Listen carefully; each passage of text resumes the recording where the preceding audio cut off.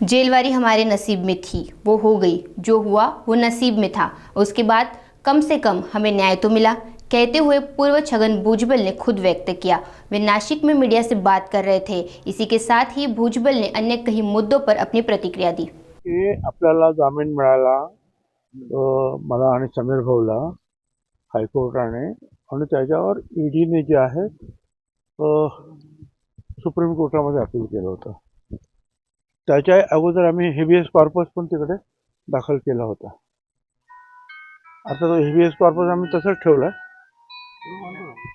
परंतु हायकोर्टाने जो निकाल दिलेला आहे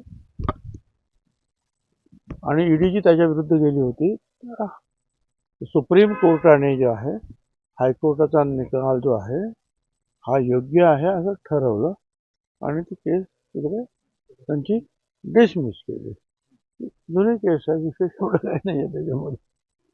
जेलवारी झाली, त्रास करावा लागला, माझं काय रडत बसू काय करतं, काय जे झालं ते झालं नाही, कदाचित नशिबात आपलं होतं म्हणून झालं, पण त्याच्यानंतर न्याय तर मिळाला ना आपल्याला। काय एवढंच नाही तर त्या महाराष्ट्र सदनमध्ये गाडीचाही घोटाळा नाही हे सुद्धा जे आहे सेशन कोर्टाने दाखवलं। कारण गव्हर्नमेंट अजून एक पैसा सुद्धा दिलेला नाही। आता म्हणजे किती वर्ष झाली, आता 10-11 वर्ष होऊन गेले ते महाराष्ट्र सदन वापरलं जात आहे, परंतु कुठल्याही प्रकारे एक नवा पैसा सुद्धा त्या कॉन्ट्रॅक्टरला देण्यात आलेला नाही आजपर्यंत। आणि हे कोणाला माहीत नसतं। आणि जर गव्हर्नमेंटने जर पैसे दिले नाही तर भ्रष्टाचार कसा होईल।